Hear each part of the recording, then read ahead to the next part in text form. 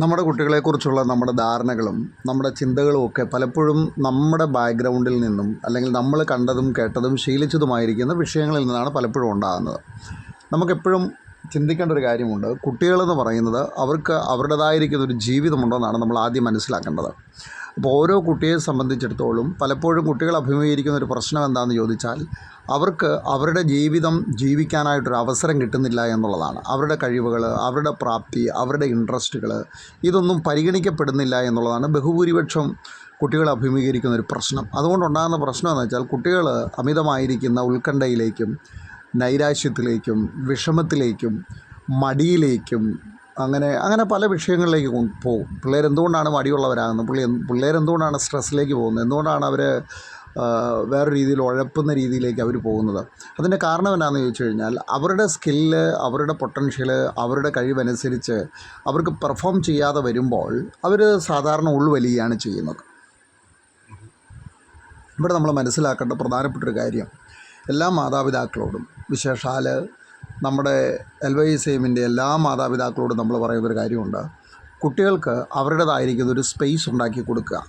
അവരുടെ ഇൻട്രസ്റ്റ് എന്താണ്, അവരുടെ ആഗ്രഹം എന്താണ്, അതെന്തുകൊണ്ടാണ് അവർ ആഗ്രഹിച്ചത്, എന്തുകൊണ്ടാണ് അവരങ്ങനെ ചിന്തിക്കുന്നത്, എന്തുകൊണ്ടാണ് അവരങ്ങനെ ചിന്തിക്കാൻ ഒരു കാരണം, ഇതിൻ്റെ വിദഗ്ധ അഭിപ്രായങ്ങൾ നേടിയിട്ടുണ്ടോ, എന്താണ് അവരുടെ പ്ലാൻ, ഈ ഇൻഫർമേഷൻ എവിടെ നിന്നാണ് കിട്ടിയത്, ഇതിനെക്കുറിച്ച് എങ്ങനെയാണ് അറിഞ്ഞത്, ഇങ്ങനെയുള്ള 100 ചോദ്യങ്ങളുമായിട്ട് അവരുടെ അടുത്ത് സംശയരൂപേണ ചോദിക്കണം. അവരെ ചോദ്യം ചെയ്യാനല്ല, സംശയരൂപേണ അവരോട് ചോദിക്കണം. കാരണം വെച്ചാൽ നമുക്കറിയത്തില്ല, നമുക്ക് മനസ്സിലായിട്ടില്ല ഈ കാര്യം, അതെന്താണെന്ന് നമുക്കൊന്ന് എക്സ്പ്ലെയിൻ ചെയ്ത് തരാമോ, നമുക്കൊന്ന് പറഞ്ഞു തരാമോ, എന്തുകൊണ്ടാണ് ഇങ്ങനെ സംഭവിക്കുന്നത്, എന്തുകൊണ്ടാണ് ഇതിങ്ങനെ, അവർ കൃത്യമായതിൻ്റെ ഉത്തരങ്ങൾ നമ്മളോട് പറഞ്ഞു തരും. അപ്പോൾ നമുക്ക് കാര്യങ്ങൾ മനസ്സിലാകുകയും ചെയ്യും.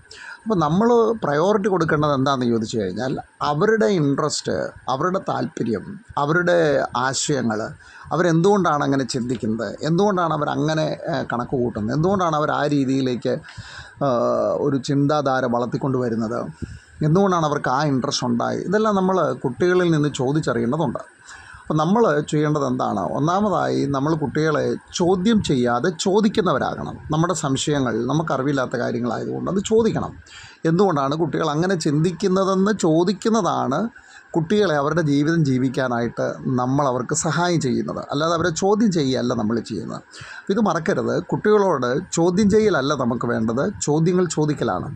നമുക്കറിയാൻ വേണ്ടിയുള്ള ചോദ്യങ്ങൾ ചോദിക്കലാണ് നമുക്ക് വേണ്ടത്.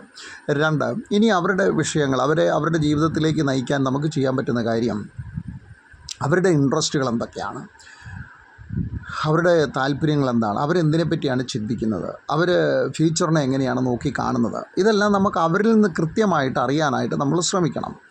അപ്പോൾ അവർക്ക് അതിന് കിട്ടുന്ന ഇൻപുട്ടുകൾ എവിടെ നിന്നാണ്, അവർക്ക് എവിടെ നിന്നാണ് ഇൻഫർമേഷൻസ് കിട്ടുന്നത്, ഇവരെവിടെ നിന്നാണ് അറിവുകളെ നേടുന്നത്, ഇവരെങ്ങനെയാണ് ജീവിതത്തെ കാണുന്നത്, അങ്ങനെയുള്ള കാര്യങ്ങൾ നമ്മൾ അവരോട് ചോദ്യങ്ങളായി ചോദിച്ചുകൊണ്ടിരിക്കുമ്പോൾ അവർ നമുക്ക് ഉത്തരങ്ങളായി പറഞ്ഞു തരും.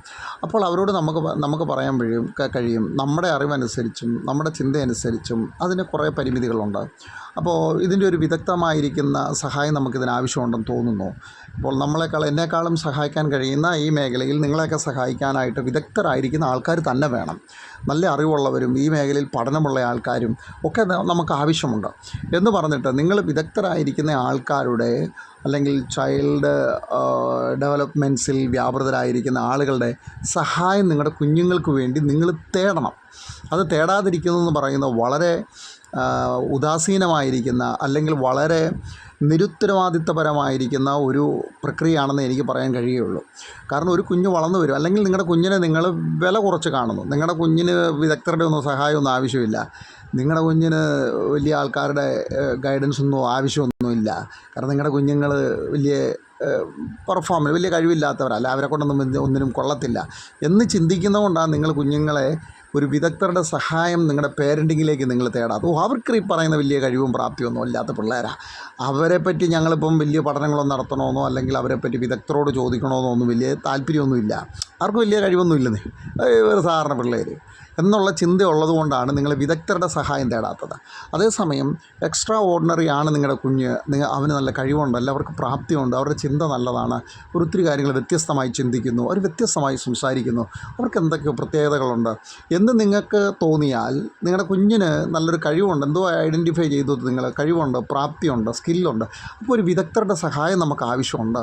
അതിന് സൈക്കോളജിസ്റ്റുകളാകാം, എഡ്യൂക്കേഷനിസ്റ്റുകളാകാം, എഡ്യൂക്കേറ്റേഴ്സാകാം, ഇങ്ങനെ പലരുണ്ട് നമ്മുടെ സമൂഹത്തിൽ ഈ കുഞ്ഞുങ്ങളെ സഹായിക്കാനും അവരെ ഗൈഡ് ചെയ്യാനും. കരിയർ ഗൈഡൻസ് നടത്തുന്ന കരിയർ ഗുരുക്കന്മാരുണ്ട്, അതിൻ്റെ മാസ്റ്റേഴ്സുണ്ട്, എക്സ്പേർട്ടുകളുണ്ട്, അങ്ങനെ പല ആൾക്കാരുണ്ട് നമ്മുടെ കുട്ടികളെ സഹായിക്കാൻ.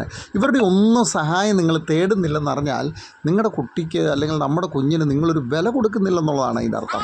അപ്പം നമുക്ക് എന്താ ചെയ്യേണ്ടത്? നമുക്ക് ഇവരുടെ അവസ്ഥകൾ, ഇവരുടെ കാര്യങ്ങൾ മനസ്സിലാക്കുകയും അവരോടൊപ്പം ഇവർക്ക് വേണ്ടതായിരിക്കുന്ന ഒരു വിദഗ്ധ മാർഗനിർദ്ദേശത്തിന് വേണ്ടി, വിദഗ്ധ സഹായത്തിന് വേണ്ടി നമ്മൾ ആളുകളെ അപ്രോച്ച് ചെയ്യേണ്ടത് വളരെ ആവശ്യമാണ്.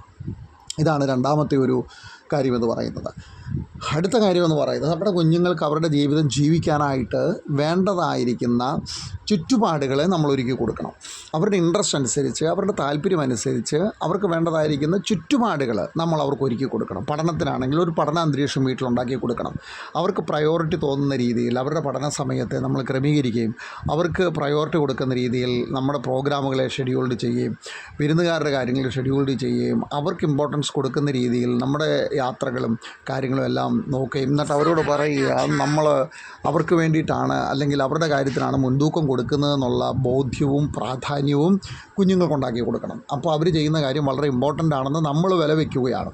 അങ്ങനെ ചെയ്യുമ്പോഴാണ് അവർക്ക് അവരുടേതായിരിക്കുന്ന കാര്യങ്ങളിലേക്ക് കൂടുതൽ എൻഗേജ് ആകാനും, അത് ഇതൊരു വലിയ പ്രാധാന്യമുള്ളതാണല്ലോ. മുതിർന്ന ആൾക്കാരും എൻ്റെ അപ്പനും അമ്മ എല്ലാവരും എനിക്കിത് ചെയ്യാനുള്ള എൻവയറമെൻറ്റ് ഒരുക്കി തരുന്നു, സാഹചര്യം ഒരുക്കി തരുന്നു, അതിന് വേണ്ട കാര്യങ്ങൾ ക്രമീകരിക്കുന്നു, അല്ലെങ്കിൽ എൻ്റെ പഠന കാര്യങ്ങൾ നോക്കി എന്നെ സഹായിക്കുന്നു, ക്രമീകരിക്കുന്നു. ഇങ്ങനെയുള്ള ചിന്തകളും ഇങ്ങനെയുള്ള കാര്യങ്ങളും കുട്ടികൾക്ക് തോന്നത്തക്ക രീതിയിൽ അവരോട് നമ്മൾ അപ്രോച്ച് ചെയ്യുകയും അങ്ങനെയുള്ള ക്രമീകരണങ്ങൾ ഉണ്ടാക്കുകയും ചെയ്താൽ കുട്ടികൾക്ക് അവരുടേതായിരിക്കുന്ന രീതിയിൽ അവർക്ക് അവരെ തന്നെ ഡെവലപ്പ് ചെയ്ത് കൊണ്ടുവരാനായിട്ട് കഴിയും. അപ്പോൾ ഈ കാര്യങ്ങൾ ബേസിക്കായിട്ട് ഓരോ മാതാപിതാക്കളും ശ്രദ്ധിക്കുകയും കുട്ടികളെ വളർത്തുന്ന കാര്യത്തിൽ നമ്മൾ ഈ രീതിയിൽ നടപടികളെടുക്കുകയും പെരുമാറുകയും ചെയ്താൽ കുട്ടികളുടെ ഭാവിയും അവരുടെ ജീവിതവും ഏറ്റവും മനോഹരവും നന്മ നിറഞ്ഞതുമാക്കാനായിട്ട് നമുക്ക് കഴിയും. വിശേഷാൽ LYCM ലവി ചിൽഡ്രൻ മിഷൻ നടത്തുന്ന എല്ലാ സൺഡേയിലെയും ഈ അവയർനെസ് പ്രോഗ്രാം നമ്മുടെ എല്ലാ പേരൻസും വന്ന് പങ്കെടുക്കണമെന്ന് ഞാൻ ഓർപ്പിക്കുന്നു. ഇപ്പോൾ വീഡിയോ ആയിട്ട് ഇടുന്ന ഈ 9 മണിക്ക് എല്ലാവരും വന്ന് എത്തുന്നില്ലാത്തതുകൊണ്ടാണ്. എല്ലാവരും ക്ലാസ്സിൽ വന്ന് ചേരണമെന്ന് ഞാൻ അഭ്യർത്ഥിക്കുകയാണ്. ക്ലാസ് ഒരു 2-3 ആഴ്ചയ്ക്കകം തുടങ്ങുന്നു.